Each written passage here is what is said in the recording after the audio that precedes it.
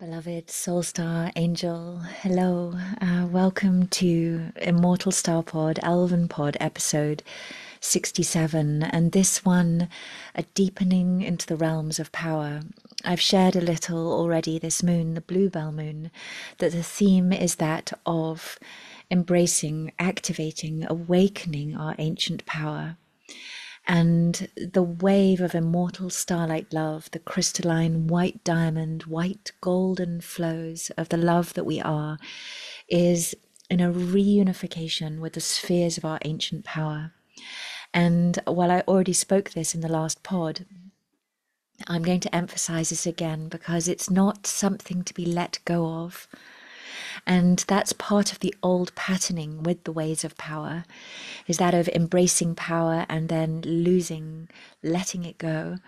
And this is a moment to keep circling, keep deepening into, keep letting the love that you are flow into the spheres of your ancient and your deep power, gifts, tools, abilities, letting those dimensions of yourself interfuse and reunify throughout this moon. And I've been writing very deeply into the golden wheel this week, the real moment when Gwenhwyfar, Ainu, Ainara, Isis, Ashtara, who is White Reindeer Woman, the one of the golden wheel, which follows Silver Wheel and is followed by Sapphire Wheel, the trilogy of the Dawn Star Trilogy of the Elven, that she is, I'm sensing into her in this passage where I'm writing her all at once in both her earthen form as White Reindeer Woman, Ainu, Ainara, and as this Gwenhwyfar, this golden elven one. She's really manifesting, but it's as though my heart is needing to expand in order to embrace this full mystery of her presence as she walks across the snows at the very, very beginning of the book, coming to Intantika, Great White Bear Mother, and the tiny reindeer calf who has been born, who is destined to carry this light, this golden elven light and record forward, and to become Ainu, Ainara, Morning Star to her people, once she learns to shapeshift into her White Reindeer Woman and her human form from her reindeer form.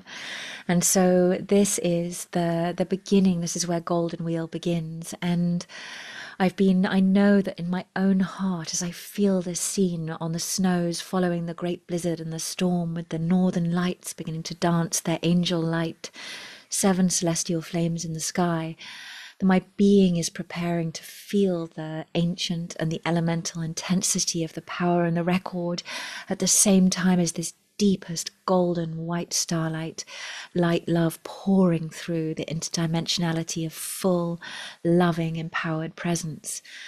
So I've been waking early and writing this, being with her, being with this scene as it unfolds, the incredible powers of reindeer, Great White Bear Mother, and Gwenhwyfar, Ainu, Ainara, Isis, Ashtara.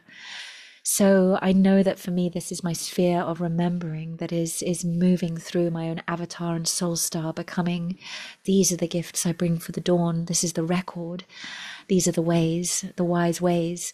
And I know that it probably mirrors forth what for you is configured in that kind of constellation of your interdimensional realms of being, of that which you are. It won't be exactly the same, but of course, but be that dynamic configuration that's being called to of your love, your light, your power, and your strength.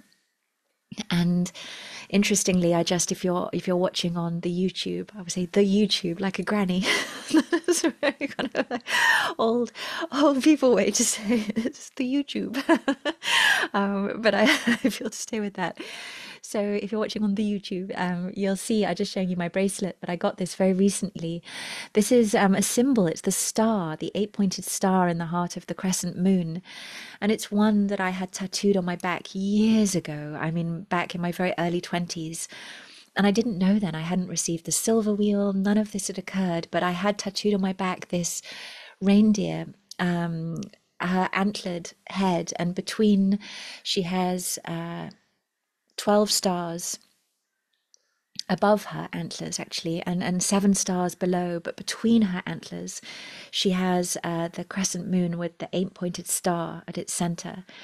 Now, I've barely seen this tattoo for years because it's on my back and I can never see it, and it's right in the center of my spine, so I rarely ever see it, but it's there, and I just knew that I had to carry this signia, this symbol on my body. This is part of my dedication in this lifetime and the light that I walk.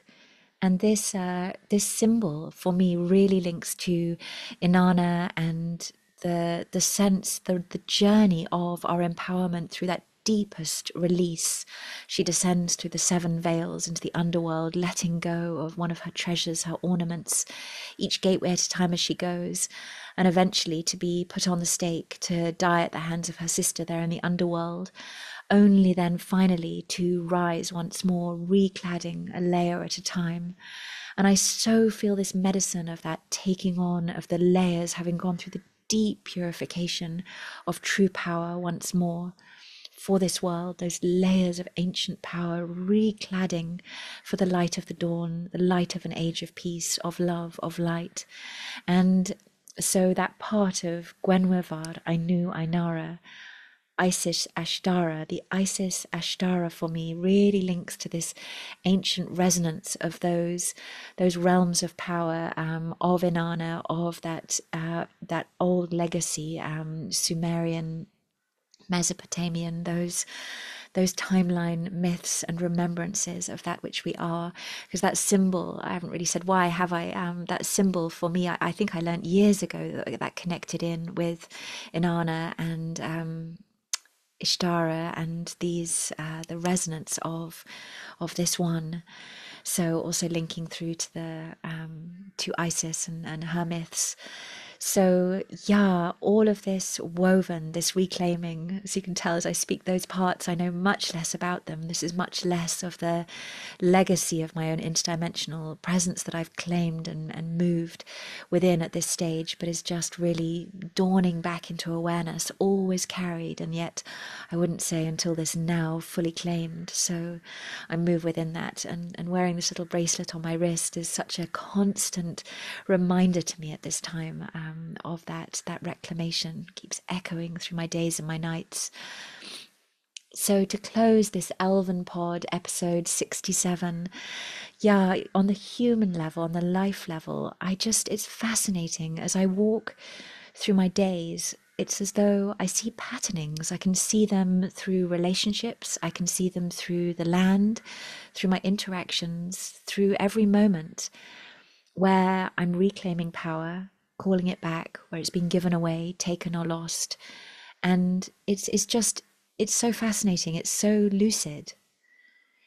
It's such clear revelation, and there is emotion with it. There is something of a charge, but at the same time, there's enormous ease and grace as that reclamation is made in flows. This is something occurring within the greater dynamic of our ascension.